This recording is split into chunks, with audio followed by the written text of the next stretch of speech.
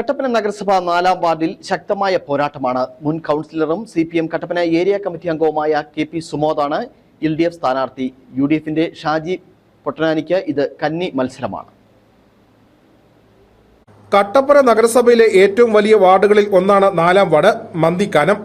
LDFന് വേണ്ടി KP സുമോദും UDFനായി ഷാജി പൊട്ടനാനിയുമാണ് മത്സരരംഗത്തുള്ളത്. 2015-2020 കാലഘട്ടത്തിൽ ഈ വാർഡിന്റെ കൗൺസിലറായിരുന്നു KP സുമോദ്. അന്നു നടത്തിയ ജനകീയ ഇടപെടലുകളും വികസന പ്രവർത്തനങ്ങളും ഇത്തവണ വോട്ടായി മാറുമെന്നാണ് സുമോദിന്റെ പ്രതീക്ഷ. 4-ാം വാർഡിനെ പ്രതിനിധീകരിച്ച് ഒരു ടൈം ഞാൻ കൗൺസിലറായി പ്രവർത്തനം നടത്തിയിട്ടുള്ള ഒരാളാണ്.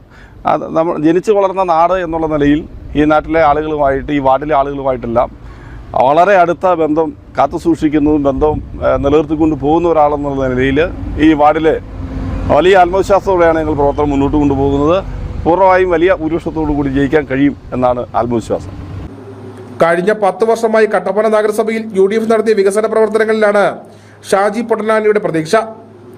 കട്ടപ്പന മുനിസിപ്പാലിറ്റിയിൽ UDFന്റെ വികസന പ്രവർത്തനങ്ങൾക്ക് തുടർച്ചയാകാനും സംസ്ഥാന സർക്കാരിൻ്റെ ഭരണവിരുദ്ധ വികാരങ്ങൾക്ക് എതിരെയുള്ള വോട്ടുമായി ഈ തെരഞ്ഞെടുപ്പ് മാറും.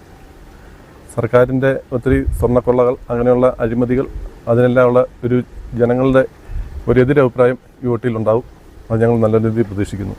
വലത് മുന്നണികൾ ശക്തമായ പോരാട്ടം നടത്തുമ്പോൾ പരമാവധി വോട്ട് നേടാനാണ് BJPയുടെ ശ്രമം. NDA സ്ഥാനാർത്ഥിയായി മത്സരരംഗത്തുള്ളത് സോജൻ ജോർജ് കല്ലുംപുറത്തുമാണ്. News bureau, Kattappana.